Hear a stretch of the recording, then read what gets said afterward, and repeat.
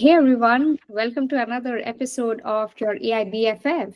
I am a product manager in tech and I really love the power of AI. So, this is just me trying new things on a day to day basis, seeing some cool examples of AI and what AI can do.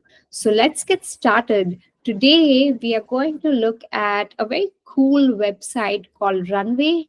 Runway has a few great AI examples and features that you can try out. And today I'm really interested to try out text to image example. So let's get started. So this is the dashboard. And you can see there are a bunch of examples or bunch of tools here in the dashboard. You can generate an audio, you can generate text to image, and then they have something called all tools. So today I will click on text to image.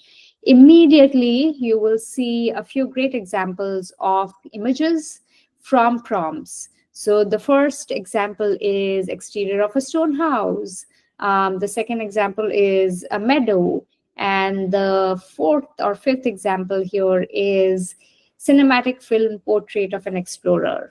So this looks really interesting. And what I'm going to do is I'm going to try this example.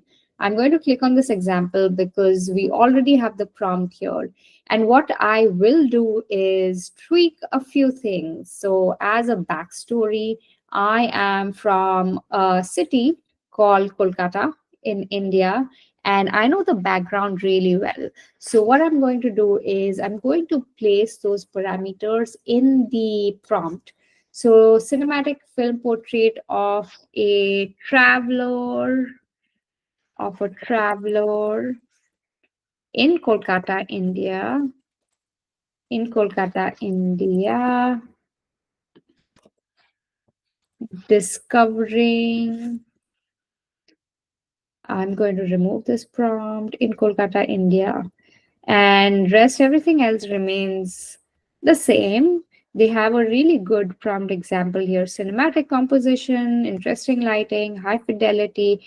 Everything is detailed, looks amazing. In terms of a prompt, what I really did is I changed a few things. I made it a little more specific just to see if the AI can recognize the place and show me those images. So you can see here the number of outputs is 4, resolution, widescreen, everything else looks good. The interface is super clean, very cool, and I will go ahead and hit on generate. So really excited to see if it can understand my prompt and understand the place that I'm talking about in the prompt, and let's see what it generates.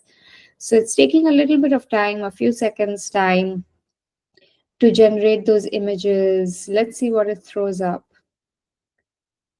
And waiting. Oh, interesting. Look at that.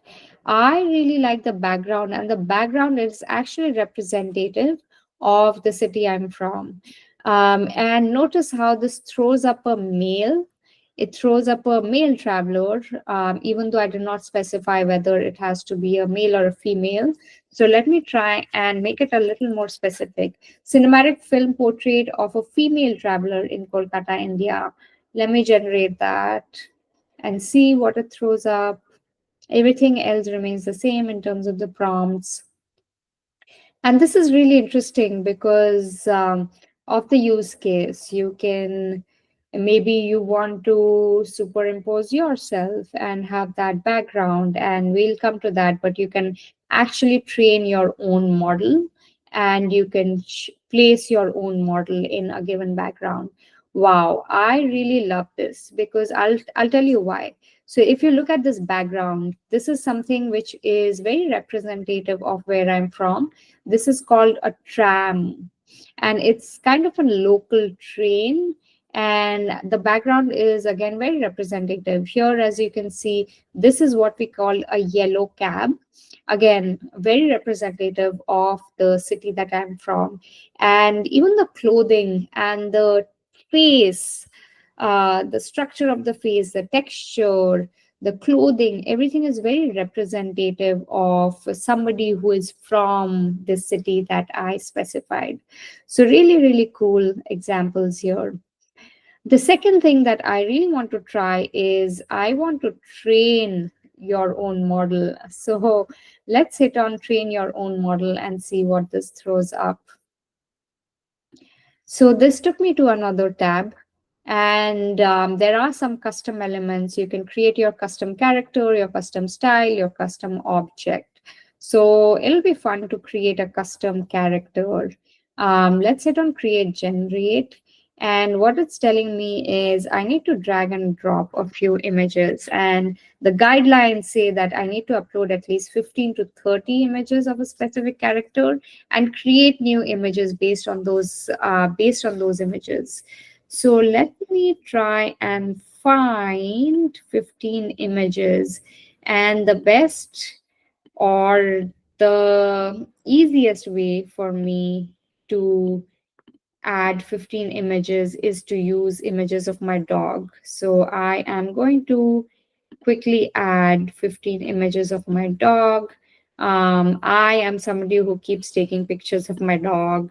So I have 15 images ready with me that I can quickly upload and test this out. So let's see what this looks like.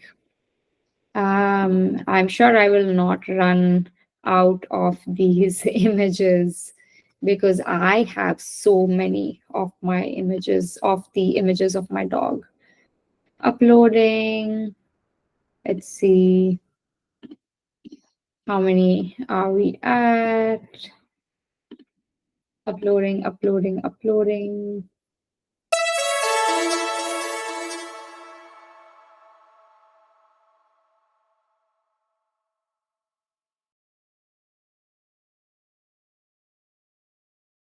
We are back.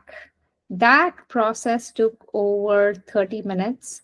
I uploaded 15 images of my dog Gigi, and the AI model took 30 minutes to look at all of those images, process it, and what finally happened was this keyword that I added for the character got added. So now when I want to add a prompt and I want images, a new image generated on based of the 15 images that I provided, I really want a character to be developed from those 15 images. So what I'm going to do is I'm going to use this character of all of those images that I had uploaded, and then I am adding a prompt which is very specific to the character. So, a joyful Gigi boy with bright, sparkling eyes, wearing oversized hat, surrounded in a field. So, really cheerful, a very nice background for an animated character. So, I'll hit on generate, and I'm excited to see what the character looks like.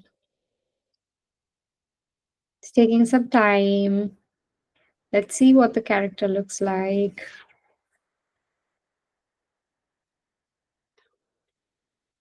So this output generation will be based on all of the images that I've uploaded. So there is a base model that I've provided of my dog, and I expect the output to be framed based on whatever signal has been provided to this AI model.